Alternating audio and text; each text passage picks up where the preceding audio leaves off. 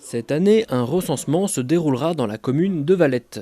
Pour ces enquêtes, 15 agents recenseurs et 2 suppléants ont été recrutés par la ville. Ils feront du porte-à-porte du 21 janvier au 20 février 2016. Le dernier recensement date de 2011 et la population légale de la ville est actuellement de 8 873 habitants selon l'INSEE. Ce chiffre n'est qu'une estimation qui pourra être affinée grâce au recensement. L'objectif pour nous est très important, parce que c'est effectivement à un moment une synthèse un petit peu de notre activité, c'est-à-dire c'est faire un petit peu une photosynthèse à un instant T de la population de Valette, comment elle évolue. Tout le monde nous dit elle vieillit, elle a rajeuni, elle travaille peu, il y a beaucoup de chômeurs, il y a tant d'enfants par foyer, il faut plus de classes de maternelle, plus de classes de primaire, plus de classes... Il faudrait qu'on évolue vers le lycée, enfin tout un tas de questions comme ça, qui vont nous permettre effectivement par rapport aux chiffres qu'on va nous sortir, de pouvoir extrapoler, imaginer peut-être une nouvelle stratégie pour Valette demain. L'objectif étant effectivement d'adapter notre gestion politique de la commune, notre vision professionnelle de ce que l'on veut mettre en place par rapport à l'attente de la population. Et cette synthèse, pour nous, est fondamentale. Ça, c'est un premier point, parce que le service d'une collectivité et des élus, c'est avant tout de répondre à l'attente de la population. Donc on a besoin de savoir ce qu'ils veulent, ça c'est la priorité.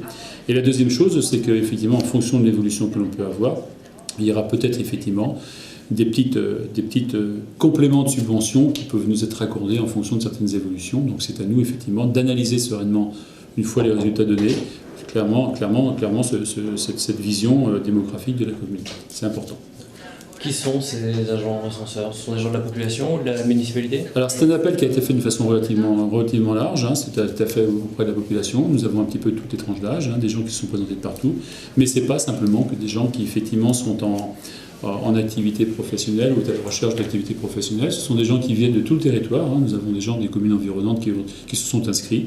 C'est un moment un petit peu charnière pour eux, c'est pas évident. Il faut oser aller frapper à la porte, il faut oser déposer effectivement toutes ces demandes d'information. Mais pour nous, enfin en termes d'activité, c'est très très important.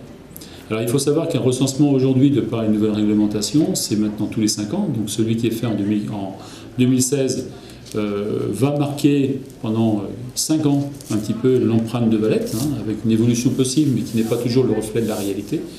Et puis le prochain recensement, ce sera en 2021.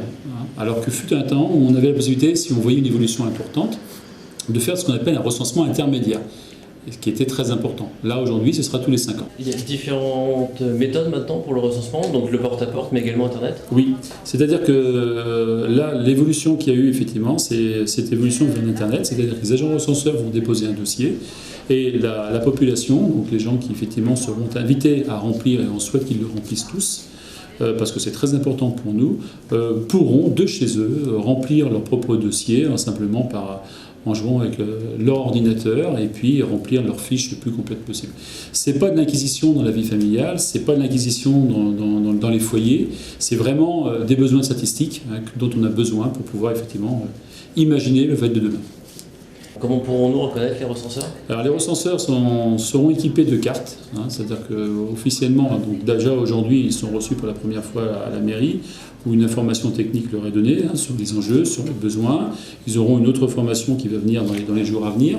Ces agents recenseurs vont être pourvus d'une carte officialisant leur nom et puis les enjeux. Donc très facilement, les gens qui ouvriront leurs portes pourront savoir si ces gens-là sont bien désignés par la collectivité. Il ne s'agit pas de se faire effectivement avoir par des gens mal intentionnés qui pourraient en profiter. Donc c'est clair, il y a une carte. Sans cette carte, ce n'est pas la peine de répondre à des questions.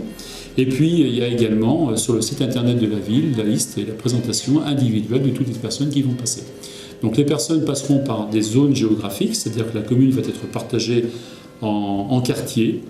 Et il y aura un quartier qui sera fait par monsieur un tel, madame un tel, mademoiselle un tel, de manière à ce que tout le périmètre de la commune, qui est assez large, on est à plus de 5000 hectares en termes de surface, tous les villages, tous les hameaux devront être faits.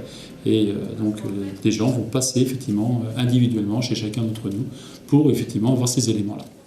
Au-delà du comptage de la population, le recensement permet donc de prendre en compte l'évolution des habitants de la commune, qui pourra ainsi rebondir et prendre des décisions adaptées afin de mieux répondre aux attentes des Valtais.